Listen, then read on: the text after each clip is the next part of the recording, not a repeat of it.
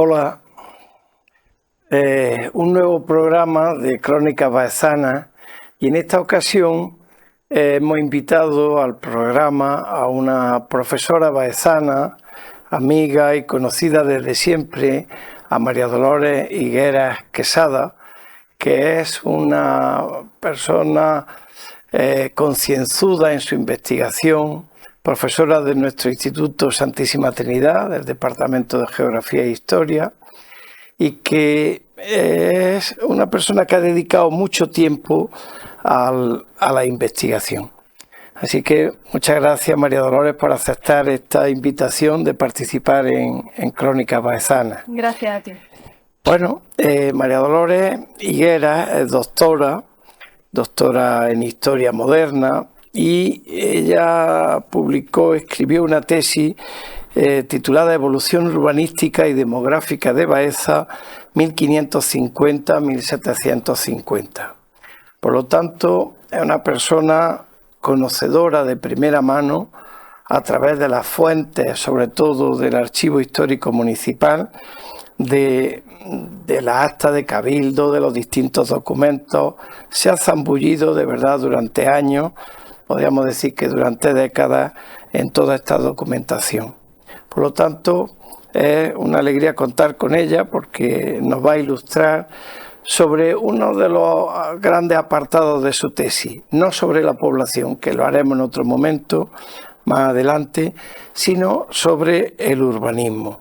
El urbanismo en la Edad Moderna, conocer el espacio público de Baeza y cómo ha ido evolucionando, y que nos dé algunas claves para que nosotros podamos comprender bien este tema. Ella también ha escrito distintos libros, por ejemplo, este que traigo aquí, La población en Baeza, 1750-1800, por lo tanto ha hecho un lapso de tiempo muy amplio con su tesis, con este otro libro. También es novelista, ha escrito, que yo sepa, 2 novelas hasta el momento presente, o al menos publicadas, sí. Y que, en fin, es decir, una persona trabajadora, investigadora, madre de familia y baezana. Bien, y vamos a hablar de urbanismo. La palabra urbanismo pues viene de la palabra latina urbis, que es ciudad. Por lo tanto, el urbanismo atiende al conocimiento de la ciudad, de su plano, de sus remodelaciones, de todo lo que conlleva el espacio que habitamos. Y desde luego, desde siempre es un elemento dinámico el urbanismo, porque atiende a planeamiento en unas ocasiones, en otras ocasiones no, pero a solucionar los distintos problemas que se van planteando en el espacio, y sobre todo en el espacio público. Entonces, precisamente atendiendo al espacio público y demás, pues vamos a hablar con ella pues de distintos apartados. Lógicamente en extenso no podemos, ni es el objeto de este programa, pero sí conocer ciertas claves que nos van a iluminar y a tratar de situar en el conocimiento histórico del urbanismo. Entonces, María Dolores, ¿por qué no nos hablas de las plazas y también de la plaza por excelencia que tenemos en Baeza, del mercado? Bueno, Baeza ya es una ciudad que de forma ininterrumpida durante siglos ha sido una ciudad importante, una ciudad con mucha influencia en los alrededores, incluso de influencia nacional. En el siglo XIV, bueno, en las Cortes de Madrid de 1391 tuvimos incluso un representante en corte. Quiero decir que Baeza ha tenido, pero ya no solamente en la Edad Moderna, en la Edad Media, también tanto en la Alta Edad Media como en la Baja Edad Media. Entonces, siempre ha habido un espacio público, tanto en la romana, visigoda, luego ya musulmana, luego otra vez cristiana. Y tenemos que hacer una distinción en principio entre el espacio público, las plazas, unas zocos, otras no, intramuros, y luego ya las plazas de las parroquias o de las colaciones extramuros, ya pues esas calles, esos barrios que necesariamente se van ampliando por el devenir de los tiempos, claro está. Nosotros como referente dentro de las plazas intramuros, que todos más o menos sabemos dónde están ubicadas, en la Baeza antigua, podemos señalar la Plaza de Santa María como una plaza que es cumbre en nuestro patrimonio, que antes de ser Plaza de Santa María, pues era poco más o menos que una zona de paso, incluso me atrevería a decir que es bastante descuidada. Luego ya tuvo que llegar Ginés Martínez y levantar la fuente de Santa María en 1561, 62 64. o 64. Y entonces ya para darle un poquito de empaque, un poquito a ese espacio, ¿no? La plaza de Santa María es importante ya desde la Baja Edad Media, antes del levantamiento de esta fuente, porque era lugar de reunión de cabildo abierto. Entonces ahí se convocaba a cabildo abierto a los vecinos de la ciudad cuando había que dilucidar temas, sobre todo temas económicos.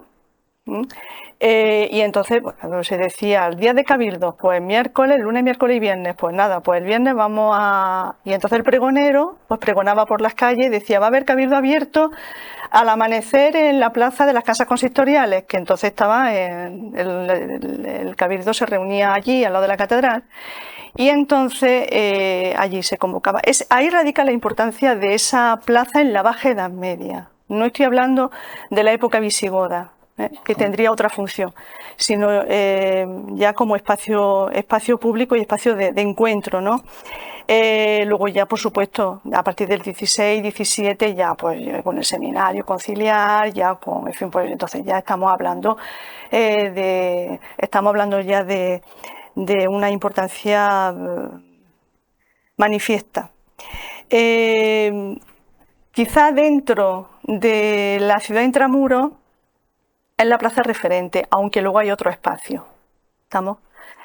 Ya cuando Baeza se abre, extramuros, ya cuando empiezan ya a desarrollarse las principales colaciones, pues tenemos una zona amplísima que es la zona del mercado. Que pues todos nos imaginamos nuestro paseo y entonces, bueno, pues el otro día salía yo del instituto, iba al archivo y entonces pues había una pareja de turistas que salen de los soportales, se asoman a la plaza y dice, él a ella le dice, ¡uy, qué plaza más grande! Como que no se esperaban esa plaza tan extensa, y es verdad, estamos acostumbrados, pero es verdad que es un espacio pues muy amplio, que iba aproximadamente desde la Torre de los Aliatares, desde donde nace la calle de San Pablo, hasta la Puerta de la Zacalla, lo que vulgarmente se conoce como la Puerta de Jaén. Que es la Puerta de la Zacalla. Y bueno, pues salvando la Fuente de los Leones, que como todos sabemos tenía otra ubicación, en fin, por supuesto las carnicerías tienen otra ubicación, entonces era mucho más extensa, ¿no? Y debido a esta amplitud, esta enorme explanada va a tener distintas funciones, por supuesto vamos a asistir ya desde el pleno siglo XVI a la edificación de casas alrededor con el levantamiento de los soportales. Los soportales de Baeza, pues que son muy fresquitos en verano, y en invierno pues nos resguardan, como todos sabemos, de la inclemencia. Y que necesariamente con la alhóndiga, presidiendo la alhóndiga, el pósito detrás, en fin, necesariamente, y que donde convergen cuatro parroquias, pues necesariamente esa zona pues tiene distintos espacios. Dentro de esa gran explanada hay distintos espacios. Sí, ¿no? incluso denominaciones, como Sí. podemos ver en el plano que publicó Jimena Jurado en 1639. El plano que tenemos exactamente. Entonces, claro, tenemos en principio pues la Plaza de la Leña. La Plaza de la Leña, que tengo aquí documentado, me lo he traído porque si no, de memoria, la Plaza de la Leña, que en 1611 deja de llamarse de la Leña para llamarse Plaza de la Cruz, porque hay una congregación de señoras que lo solicita a la ciudad porque levantan una cruz en la Plaza de la Leña, y entonces se dice que la ciudad consintió categóricamente y que no se le dé ningún otro título nunca más. Sí. Plaza de la Cruz. Sin embargo, todos sabemos que siguió llamándose... Claro, perdona, la cruz que está en el segundo patio del cementerio de Baeza. Exactamente. Ahora, que aparece allí con 1611. Exactamente, la cruz que le da el nombre al espacio.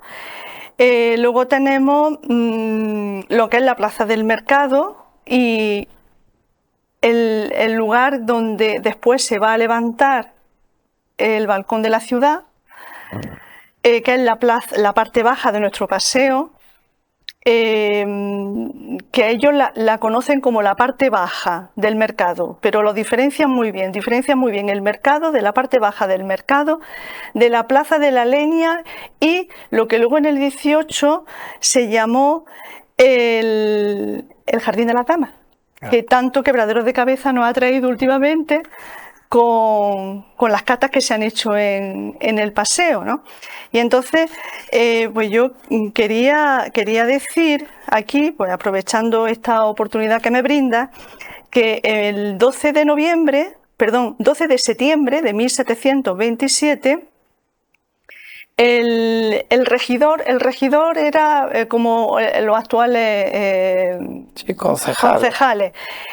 Don Fernando Manrique dice que en la plaza que había desde el Pilar del Cañuelo hasta la valla del mercado, ha formado el señor corregidor un corral grande con cercas de bastante tamaño y costa y ha hecho en medio una fuente, que todo eso lo ha pagado el pueblo.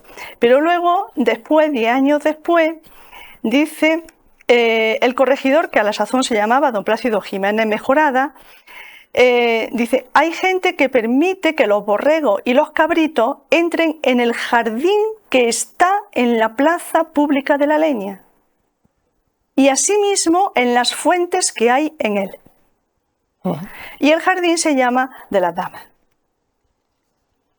O sea que algunas veces, claro, entonces tendríamos Plaza de la Leña, Jardín de las Damas, aproximadamente hasta donde se levanta ahora nuestra fuente de la Estrella, el mercado y luego ya la parte baja del mercado, rodeado todo ello de soportales que reciben los nombres de los oficios, de los gremios y demás.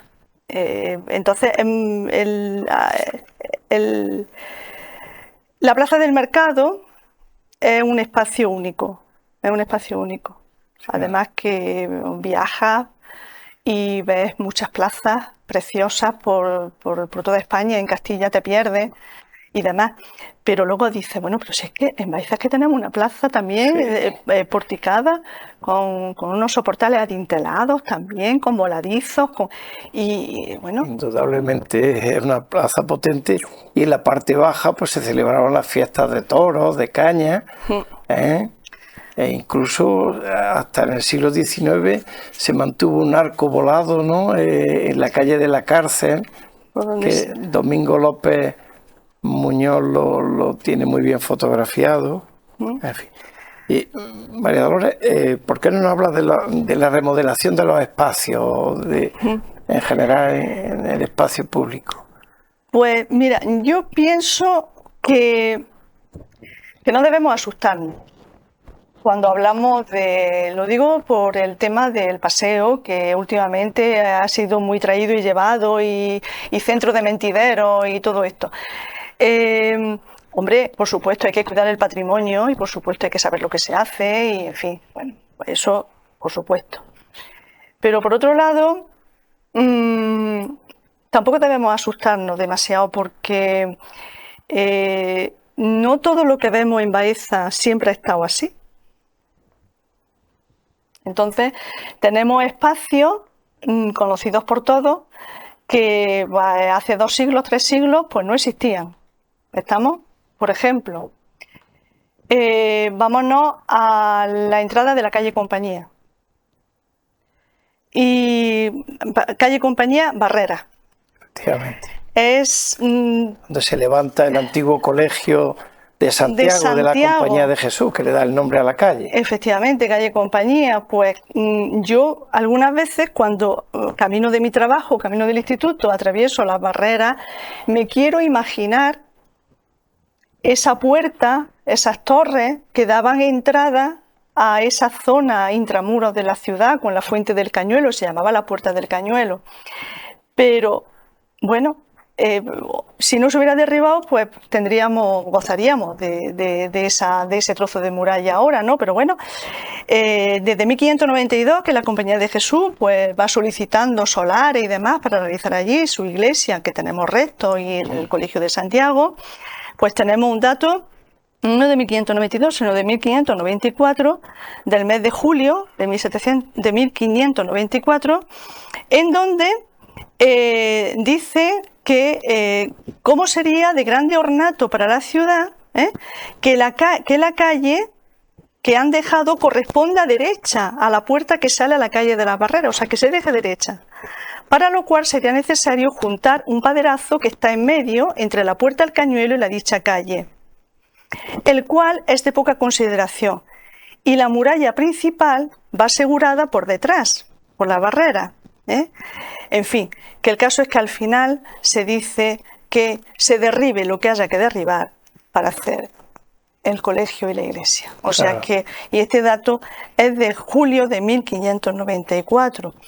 Tenemos también la Puerta de Toledo, que yo invito a todos los que nos están viendo y oyendo, que invito a que se paseen por, que es curiosísimo, que se paseen por la calle Puerta, que es la calle Campanario, El Salvador, calle Campanario, calle Puerta, calle Maestro Palomino, que suban la calle Maestro Palomino, vayan hacia la plaza de los Descalzos, de Miguel de Cervantes, sí, eso es, y se darán cuenta de que hacen el mismo recorrido si suben la calle Puerta, tanto si suben la calle Puerta como si suben la calle Maestro Palomino, hacen el mismo recorrido que si suben la calle Platería y la calle Campanario y van a la Puerta de Toledo. Sí, son paralelas. Hacen el mismo recorrido, es como una pinza, hacen el mismo recorrido. Entonces, la Puerta de Toledo, pues también, hay un chaflán, hay como una especie de rincón, sube a la Puerta de Toledo y hay un rincón, hay una esplanedita, un chaflancito que dice, bueno, y esto, pues eso también pues, fue derribado en el siglo XVII, lo tenemos en 1614 documentado. En diciembre, concretamente el 24 de diciembre de 1614, se da la orden para que se derriben unas bóvedas y demás, y unas tiendas que hacen esquina en la Puerta de Toledo, se dice así, porque no caben, dice aquí, no caben los coches y los carros, y el paso es peligroso de noche. Por lo tanto, ahí tenemos un dato muy importante. Y también muchos televidentes dirán, bueno, y la muralla llegaba tan al norte, en realidad son cercas, ¿no, María Dolores? Sí. Explicar un poco, aunque quizás no vayamos en el orden, pero como está hablando de la Puerta de Toledo, de cómo se elimina propiamente dicha la puerta, ¿qué función tenía la Puerta de Toledo y otras puertas? Así extramuros. Claro, las puertas tenían una función fiscal. Bueno, pues todo el que entraba pues tenía que enseñar su cédula de comerciante y demás, tenía que pagar sus impuestos. Se controlaba la población que entraba y salía al campo, a las huertas, Y luego, pues, por desgracia, las epidemias que hemos sufrido, últimamente la epidemia del COVID no, esta es la última, pero vamos, que hemos sufrido muchas epidemias. Y es curioso porque las pretendidas soluciones eran las mismas que hace siglos. O sea, guardar la distancia, taparse la cara, vigilar quién entra y quién sale, que el que salga con salud, que el que entre traiga una carta de salud que viene de un sitio pero que no está enfermo, en fin, es curioso, es curioso. Bueno, pues ya desde 1580 tenemos reflejadas las puertas que se levantan. Se aprovechan las puertas de la muralla, las puertas antiguas de Baeza, de la muralla, las fortificadas, y luego se levantan en el perímetro urbano, se levantan otras puertas, ellos lo llaman tapias, que la tapia pues tiene una altura determinada en pues 3 o 4 metros de altura la que tienen las tapias. Entonces, bueno, pues al final de las calles se iban colocando unas puertas que eran vigiladas 24 horas por regidores que se iban turnando, y luego de puerta a puerta pues unas tapias, ¿no? Y entonces pues se aprovechaban como he dicho antes, la de la ciudad, la de la muralla, y luego ya alrededor. Son unos 7 kilómetros. De cerca. Y los puntos perimetrales más importantes para que nos hagamos una idea. La puerta de San Lázaro, aquí en el Ejido. Digo aquí porque estamos aquí. No, la ermita de San Lázaro, que estaba justo detrás aproximadamente donde está el centro de salud. De la ermita de San Lázaro se iba a la Madre de Dios. De la Madre de Dios se iba al Niño Jesús. El valle era tapia, no había puerta. El Niño Jesús sí había puerta. Es curioso que donde hay puertas, tanto fiscales como puertas de epidemia, hay una imagen. Que esto también lo enlazamos con el tema de la Puerta de Toledo. Y ya iban por ahí, por el Niño Jesús, Santa Ana, la Trinidad, iban a los Granadillos, donde incluso se levantó un hospital en los Granadillos. Y ya de los Granadillos se pasaba a la Puerta de Toledo, por detrás de San Andrés, y no por la calle San Andrés, por detrás de San Andrés. Luego se iba a la Puerta de Toledo, que se llamaba Puerta de Santo Domingo, que imaginamos por donde actualmente, en la explanada esta que es de Santo Domingo, donde hay una tienda, un Maimá, allí, sí, pues allí había otra puerta, la Puerta de Santo Domingo, la Puerta de Toledo. Había un convento, el convento de Santo Domingo quedaba fuera. El convento de Santo Domingo quedaba fuera de la cerca. Y luego ya se bajaba a San Antón, al Adarvejo de San Antón, lo estoy diciendo de memoria, pero sí. Y ya de ahí a la Puerta de San Vicente, que era muy importante también, porque claro, por ahí entraba mucha gente que venía de la zona de Mancha Real, de Jaén. Entonces, por la Puerta de San Vicente, y ya de ahí ya se pasaban a las puertas de la muralla. ¿Y qué nos puede decir un poco del ejido, de este gran espacio público? Un ejido muy extenso también, muy extenso. Es muy extenso, tiene una forma oval, es impresionante, y ahora pues claro, es difícil de imaginarlo porque con tanto edificio, el parque, la carretera, en fin, la ubicación de la Fuente del Moro, en fin. Pero debió ser impresionante, o sea, que tú estuvieras en Santa Quiteria y miraras hacia el norte y a lo lejos vislumbraras los Granadillos. Tendría que haber sido impresionante. Pero algunas fotos nos ayudan a comprender, porque la foto de Domingo López Muñoz de 1882 del álbum de Baeza, que está en el Archivo Histórico Municipal, pues nos permiten un poco hacernos una idea. No cabal, porque evidentemente el espacio era tan generoso y ya está construido, por supuesto, San Antonio, San Ignacio, etcétera, etcétera. Pero vamos, esas fotos, que yo creo que vamos a tener oportunidad de verlas, nos dan un poco la idea del ejido. Lo que sí sabemos es que el ejido estaba ya habitado desde el siglo XV. eso sí lo sabemos. Y tenía distintos servicios ofrecía distintos servicios que se relacionaban con distintos espacios. Por ejemplo, pues era cantera. En la zona de los Granadillos se utilizaba como cantera. Se utilizaba también, era una zona donde se emparvaba. La monja de San Antonio se quejaba mucho de que frente al convento pues se ponían a emparvar y le ponían pérdida a la iglesia. Entonces se quejaban mucho. En San Ignacio también. San Ignacio también se quejó alguna vez porque se ponían a emparvar o se ponían a trillar delante, y entonces como solución pues fue levantar el pretil que hay delante. Entonces es curioso porque se dice que el pretil se haga igual que el de la Victoria. Ya. La Victoria, el convento que estaba donde está ahora mismo la clave, vamos a entendernos, la antigua prisión, digamos, del partido judicial, pero que sustituyó ya en el siglo XX al antiguo convento de los frailes mínimos. De los frailes mínimos de franciscanos. Tenemos muladares en el ejido también. En el ejido se ajusticiaba con garrote. Sí, perdona. Vamos a decir el concepto de muladar, que yo creo que muchos televidentes, pues claro, esto ya es una denominación antigua. El muladar es un lugar en donde se echa escombro o basura. Pues eso, un muladar. Entonces, claro, de tanto echar escombro, de tanto, pues iba subiendo el nivel. Claro. pero era escombro, eran ripios, eran... Y también había zonas del ejido que servía para esto. Claro. Sirvió también de feria de ganado. Decía, perdona que te he cortado, sí, nada. Lo del ajusticiamiento. Sí. Y no...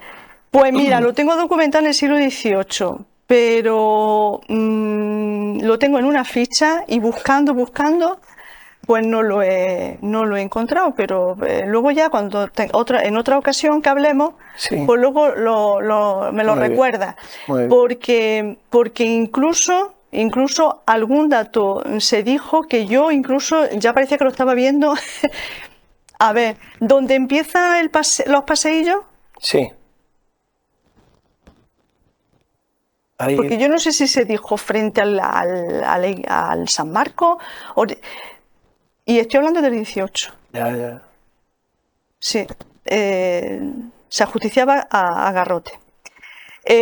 También la feria de ganado, que ya desde 1674 pues se dice que se haga allí la feria de ganado, que es mejor porque hay menos contagios, que los animales que traen enfermedades, que tal y que cual, y que es mejor que se haga en el ejido antes de hacerse, porque antes se hacía la feria de ganado en el mercado o en San Andrés.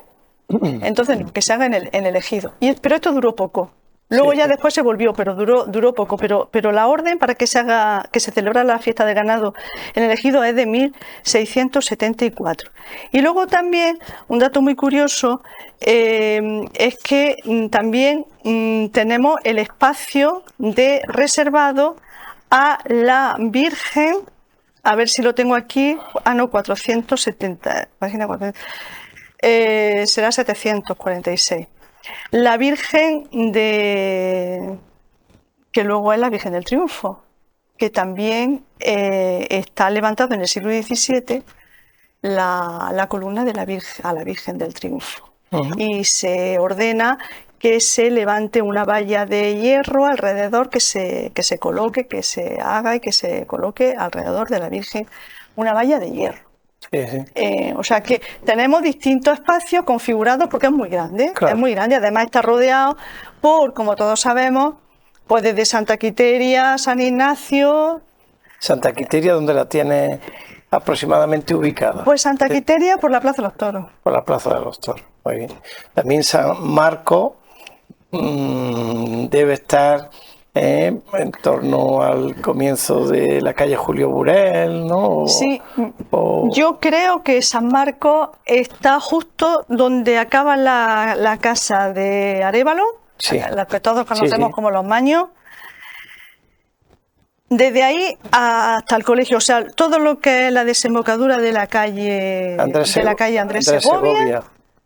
Ahí estaba la parroquia de San Marcos. Importante, la parroquia en Baeza, y tú la has estudiado. La cuarta parroquia más importante. Sí, sí, y que ha desaparecido. Bueno, ha quedado toda su documentación, eso sí, como recuerdo. Es decir, que los papeles han sido más... Pero fue la cuarta parroquia más importante. Más duraderos que las piedras en este caso. Pues, y además la Madre de Dios, la ermita de la Madre de Dios, que estaba hermanada con San Juan de Letrán de Roma. De Madre de Dios se ve en la foto de Domingo López, se distingue algo, y bueno, ha quedado el nombre en la calle Madre de Dios. Te quería preguntar un poco, siempre las labores digamos, de policía ciudadana, en el sentido del concejo, preocuparse de que estuviera bien empedradas las calles, porque claro, los cantos rodados sobre la tierra lo hemos conocido de pequeño antes de utilizar el cemento, pues supongo que provocarían la labor del ayuntamiento de su época, pues para mejorar esa situación. Y cómo era eso de los empedrados y las limpiezas, cómo se organizaba desde el ayuntamiento. Había desde el ayuntamiento lo que ahora llamamos concejales, que entonces eran regidores, y jurados que se encargaban de inspeccionar las calles. Entonces decían, pues aquí hay mucho hoyo, aquí pues había denuncias de vecinos porque pasaban carros y se quebraban las ruedas, o se le quebraba una pata a un animal, o en fin, o se aprovechaba para echar basura y tal. Entonces, cuando ya llegaba un número determinado de quejas, y que además ellos cuando ya llegaba un número determinado de quejas, después se comisionaba. Inspeccionaban, normalmente era dos regidores y un jurado, inspeccionaban y luego ellos ofrecían un memorial al ayuntamiento y decían, pues mira, pues sí, es verdad, hemos visto esto y esta deficiencia y esta. Bueno, pues ¿qué vamos a hacer? Pues vamos a empedrar. Entonces, la primera noticia que nosotros tenemos sobre el empedramiento de las calles es de 1576. Y bueno, pues se hace pues para uniformar y por motivos de higiene. Porque siempre junto a los bandos de empedrado de las calles van bandos de limpieza. Y se supone que el empedrado de las calles lleva consigo también la limpieza de las mismas. Sí. Y es curioso que hay diversas, tanto en el siglo XVI como en el siglo XVII, diversas órdenes y bandos para que se empiedren las calles, pero es muy curioso que se hace, cada vecino se hace su... Por eso la gente dice mi acera, que no es tu acera, la acera es municipal. Lo que pasa es que la gente dice mi acera, y es una apropiación de un espacio público. Es curiosísimo. Sí. Bueno, y aunque no tenga que ver, pero el tema de limpieza, yo lo he estado viendo, no sé si todavía hace, en la calle San Andrés, siempre tradicionalmente las mujeres, normalmente, o algunos hombres, pero sobre todo las mujeres, limpiaba la acera, la parte de la calle, que está, decir, que eso se ha mantenido por lo menos hasta hace muy poco. Bueno, sí que sí, bueno, y todos salimos a nuestra puerta y le damos, claro. porque consideramos que es nuestra casa. Bueno, el caso es que los vecinos, a costa de los vecinos, se empedraban las calles. Entonces, cada uno se encargaba de pagar el trozo de calle que pasaba por su puerta. Y tanto en el siglo XVI como en el siglo XVII. Pero es curioso que ya a partir de 1691 aparece la figura del empedrador, ya pagado por el ayuntamiento. De 1691, exacto. Es muy curioso. Y luego ya pues la limpieza, siempre va aparejado el tema de la limpieza de las calles con el tema de los empedrados. Y aquí en lo de la limpieza de las calles, pues por ejemplo, tenemos, que es muy curioso, el caso, por ejemplo, de el muladar de la Merced, que traía de cabeza al cabildo municipal porque era un sitio donde tiraba basura muchísima gente. El muladar de la Merced, que se ordena limpiar ya en 1562. Hablamos del humilladero del Alcázar, el humilladero, que también se aprovechan todas estas órdenes de limpieza y empedrados para limpiar el humilladero del Alcázar. El humilladero era un lugar devoto que se encontraba, todavía hay pueblos que lo conservan. Nosotros también tenemos la cruz del jabonero. Claro. En las entradas de los pueblos y en la salida de los pueblos, pues son lugares que tienen pues una imagen o una cruz, ¿no?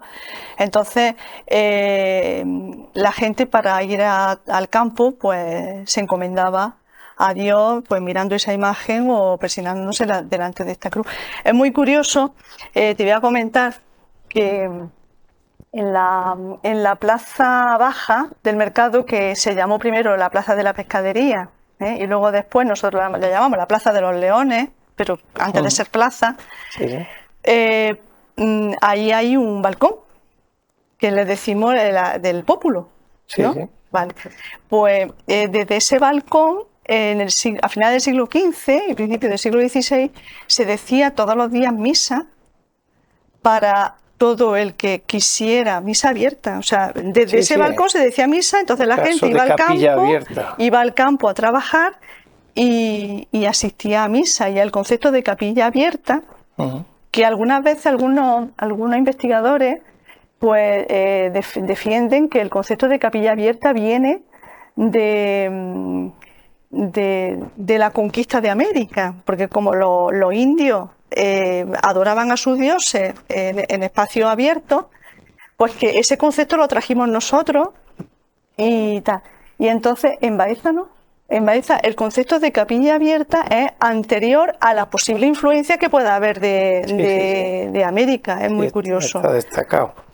Bueno, yo quería, antes va pasando el tiempo y yo quería que nos hablara de las murallas, un poco del tema de las murallas, de algunas puertas, algunas remodelaciones, porque yo sé que es un tema largo, pero bueno, no quería, nosotros tenemos un tiempo limitado, pero que nos hablara un poco de las murallas de Adarve, de algunas cosas, y siempre me ha llamado la atención el papel, eso que aparece en algún plano y demás, de San Gil, de la calle de San Gil, un poco, a ver si nos puedes hablar un poco de esto, María Dolores. Yo, con el tema de la muralla me pierdo. Sí. Me pierdo. ¿Querrás creer que he leído documentos después de que han pasado años y parecen nuevos? Sí. Y porque me pierdo, la verdad. Sí. Y me gustaría saber tanto y conozco tan poco, porque esto de la muralla nació, mi interés por la muralla nació desde luego pues como un tema colateral, transversal con el tema de mi tesis, claro. Y entonces mi directora de tesis no me dejó que ampliara más el tema de la muralla. Y entonces, es un problema. Esto de cuando estás haciendo una tesis doctoral, como tu director de tesis te dice por aquí, por aquí, por aquí, por aquí, pues entonces vas un poco como los burros, vas por aquí, por aquí. Entonces te encuentras otros temas y los desechas porque dices, no, esto no me interesa, esto no me interesa. Y no debe ser así. Claro, lo que pasa es que cuando se elaboran las tesis se va recogiendo mucha documentación que luego sirve para publicar 8 o 10 años después. Cuando tú ya acabas la tesis y dices, ya, he descansado y ahora voy a investigar por placer. Y entonces cuando ya dices, bueno, pues que me sale este tema, pues este tema, que me sale el otro tema, que este tema anula al otro, pues sin problema, porque para eso estamos, para aprender. Entonces fue después de leer la tesis cuando yo seguí con el tema de la muralla. Y pues, debo decir que, en honor a la verdad, que Pepi Montoro, que entonces era la directora de la Casa de la Cultura, archivera, como sabemos, pues me dejaba muchísimo tiempo, porque yo entonces, claro, daba clases en el instituto con la investigación, con el instituto, ya acabando la tesis.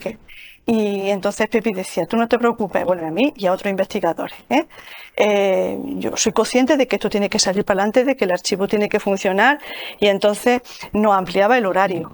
Entonces, bueno, pues en honor a la verdad, pues hay que agradecer todo esto. Y entonces algunas veces pues me ponía a transcribir y Pepi se ponía enfrente de mí y decía, venga, lee y yo voy dibujando. lee y voy dibujando. Entonces ella me enseñó a dibujar los textos. Porque ella decía, es muy importante, María Dolores, que no se te olvide, es muy importante. A mí me enseñó más Pepi que mi propia directora de tesis. Y eso hay que decirlo porque es la verdad. Y entonces, al principio, pues empezábamos a transcribir, venga, ¿qué dice tal cosa? ¿Qué dice tal otra? No sé qué, no sé cuánto. Empezamos con mandamientos, con esto, con lo otro. Y luego ya, pues, fue muy generosa y delegó en mí el trabajo. Dijo, no, esto lo tienes que hacer tú. Y entonces, pues, yo cuando tenía alguna duda de transcripción, Pepi, ¿qué dice aquí? Pues, en fin. Y entonces, partiendo de mandamientos del siglo XIV, porque luego ya el mandamiento de Isabel la Católica, eso ya es jauja, pero los mandamientos del siglo XIV son más difíciles de leer, de 1326, 1327, madre mía. Y cuando te salen nombres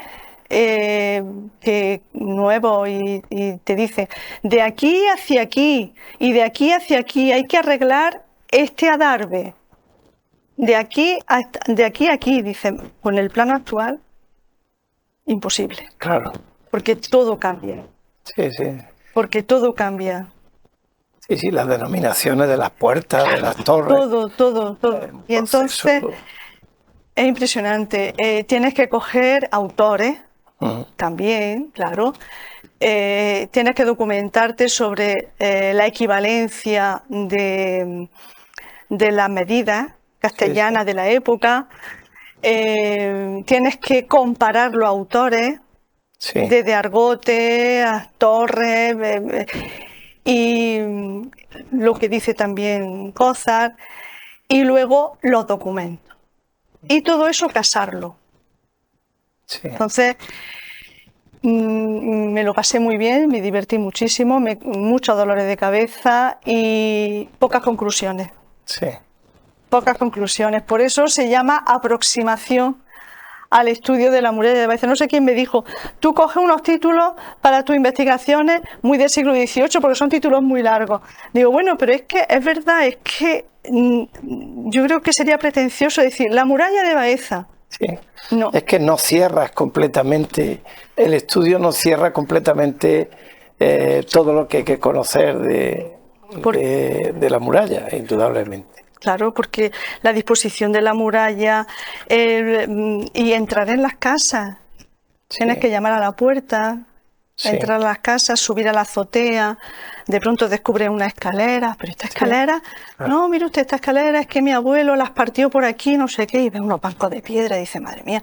Y entonces, indudablemente requiere profundizar, porque efectivamente si nos acercamos a las barreras, a la calle Barrera, que es la barrera de la muralla, detrás de las casas siguen quedando parte de los lienzos de la muralla y no se conocen plenamente porque, en fin, es complejo y no se ha hecho sistemáticamente dentro de... Y luego depende de cada ayuntamiento, porque hay ayuntamientos que conceden permisos para que tu casa llegue hasta la misma muralla, no pasa nada, y hay ayuntamientos que te dicen, no, debes dejar un corral en medio. Y en Baeza se dio las dos situaciones. Se dieron las dos situaciones y es que es también curioso, ¿no? Y luego, pues, estos nombres, una toponimia que ya no la utilizan, no, nada. Los arcos de la Puerta de Úbeda. Tres arcos de la Puerta de Úbeda. Y dice, bueno, tres arcos. Luego hay un dibujo que está en la Academia de San Fernando, en fin, que lo podemos ver, y ahí un poco del 18 y bueno, también da una imagen, es decir, si tuviéramos todas los alzados de los distintos sitios comprenderíamos mucho mejor las denominaciones, pero vamos. Las torres que asomaban a los conventos, es que claro, las desamortizaciones fueron también desastrosas para todo esto. Es que, pero bueno, yo si quieres... no tenemos ya mucho tiempo. Si quieres decir alguna cosa, pero ya digamos... Tengo aquí cartas de 1326, de 1327. Si quieres leernos alguna cosa curiosa en este sentido... Que pues mira, curioso, por ejemplo, cuando yo hice el trabajo de la muralla, pues lo que se conoce como la torre del clérigo, pues no la ubiqué, no la acabé de ubicar. Y luego después a lápiz, pues le puse, pues mira, aquí está, porque ya después, cuando yo ya acaba y demás, pues me encuentro un documento donde dice de 1700, muy tardío, 1796, dice: don Joaquín de Salazar y Dávila, arcediano, dice que tiene unas casas propias que lindan por la espalda con la muralla que da a la torre llamada del clérigo. Hasta ahora dicen, bueno. Pero sigue. Solicita allanar 120 varas de frente. La vara es una medida castellana que equivale a unos 83 centímetros. Solicita allanar 120 varas de frente, pero esto es inútil siempre que no se ciegue un callejón sucio que sale a dicha torre desde la plazuela del Horno de Santa Clara. Ya. Pues ahora el uso público es abrigo de pícaros en noche oscura y de día de vaciadero de escombros. Puede cambiar al ayuntamiento parte de su solar para darlo de anchura al paseo y cerrar a cambio el callejón. Y dice al final, se le concede el callejón sucio que sale a la torre nombrada del clérigo desde la plazuela del Horno de Santa Clara. Y ahora dices tú, ¿dónde está el Horno de Santa Clara? Claro. Bueno, sabemos dónde está la plaza de Santa Clara. Y ahí queda todavía una adarve, una entrada, en fin. Bueno, esto da pie para otras ocasiones que podamos hablar, María Dolores, y solamente agradecer tu presencia aquí, que nos ilumines que nos hayas iluminado con tu conocimiento directo de las fuentes. Y nada, el urbanismo es siempre un mundo abierto, dinámico, que a todos nos interesa porque lógicamente vivimos en la ciudad. Urbanismo, como decía al principio, viene de la palabra latina urs, urbis, ciudad. Y a todos nos interesa y lógicamente al ayuntamiento le compete más a cometer las tareas de conservación y de planeamiento. Así es que terminamos aquí este nuevo episodio de Crónicas Baezanas y me despido junto a María Dolores, pues hasta una nueva ocasión. Muchas gracias. Venga, gracias.